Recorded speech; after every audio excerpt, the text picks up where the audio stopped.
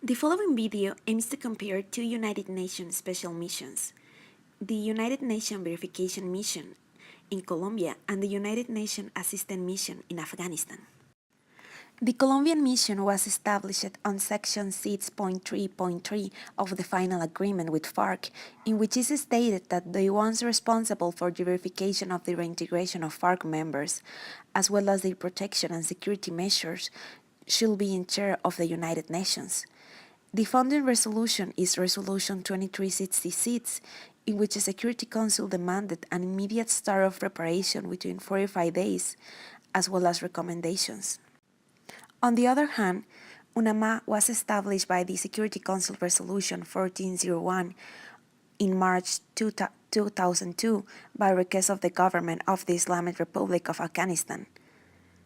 The mandate has been renewed annually, being the latest one present on Resolution 2460, which states that the mission will continue on playing an important role on promoting peace and stability and an Afghan-led process toward the peaceful resolution of the conflict. Now we know which are the founding documents, but what is the mandate that is established on them? For Colombia, the UN mission should be responsible for the verification of the reintegration of FARC members into political, economic, and social life, the implementation of personal and collective security and protection measures, as well as a comprehensive security and protection programs for communities and organizations in different territories of the country.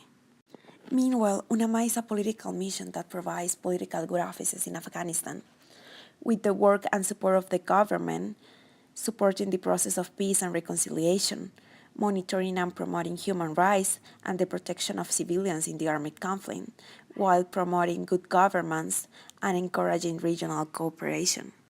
It is important to notice that it's not possible for neither of the missions to act outside the scope of their mandate. The missions are also somehow different in nature. The one in Colombia has as a main goal the verification of the execution of a peace agreement. However, the mission in Afghanistan has a more political-oriented focus with the aim of achieving peace.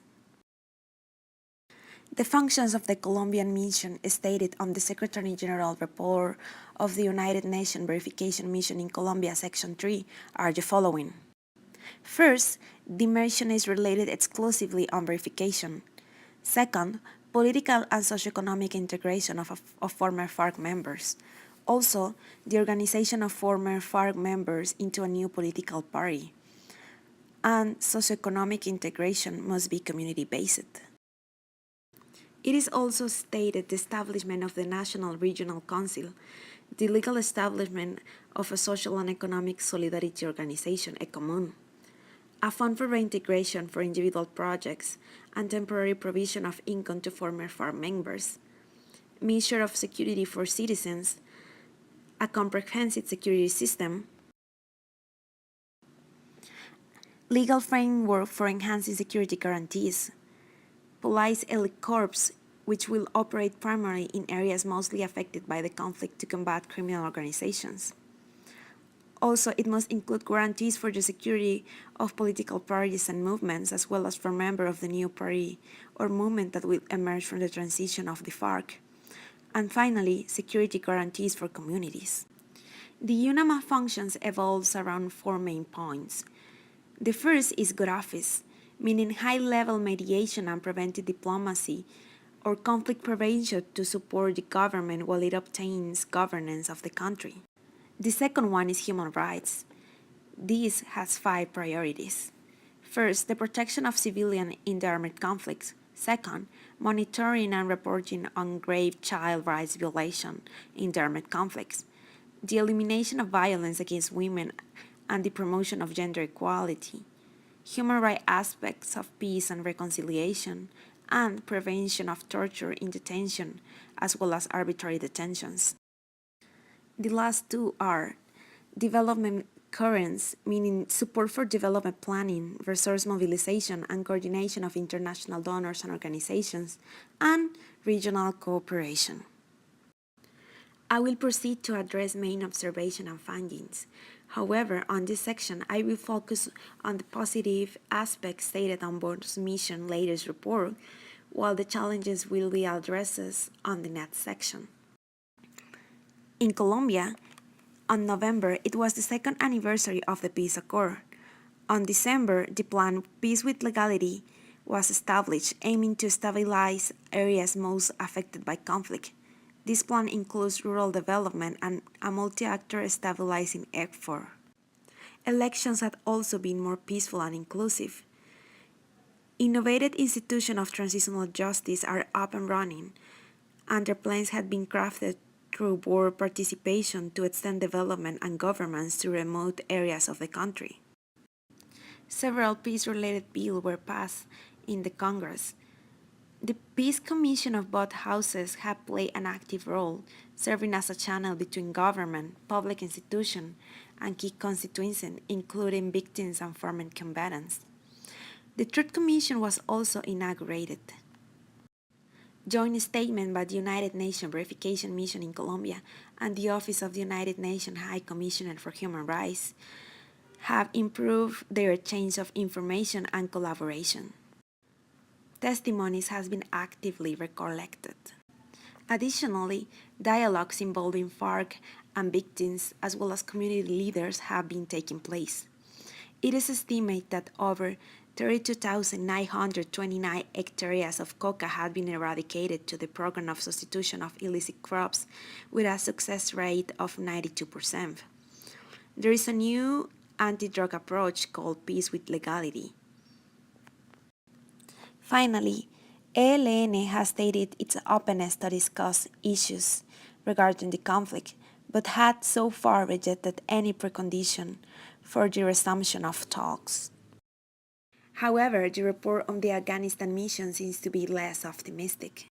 However, the most relevant positive aspects that were mentioned on the latest report are the following. The first is the fact that there is a process of two parallel elections, the preparation for the 2019 presidential elections and the elided and contentious result of the last year parliamentary elections. Despite the volatile nature of the conflict, which led the last year 22,478 security-related incidents, this has represented a 5% reduction compared with the historically high that was recorded on 2017.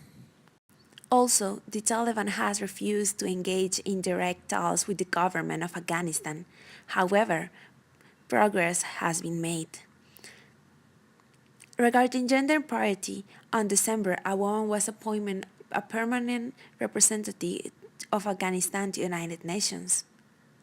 Finally, regarding to the narcotic situation of the country, there has been a decrease of opium poppy cultivation of at 20%. Despite the progress, both missions have encountered many challenges. The greatest concern is the situation of insecurity in a number of areas in the countryside. Also, a lot of social leaders have been killed in alarming numbers. Also, many former FARC members have fallen victims. There is a deep concern about what they perceive as a precarious legal, physical, and economic conditions. Unfortunately, the polarization around the peace process is still going on. The autonomy of the system of transitional justice is also at stake.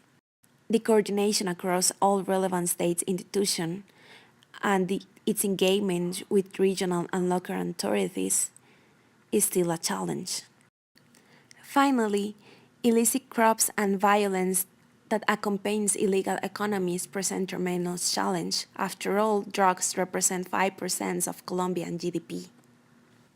Meanwhile, in Afghanistan, the latest report documented 10,993 civilian casualties, this being the highest number of civilian deaths recorded in a single year since UNAMA began the systematic documentation in 2009.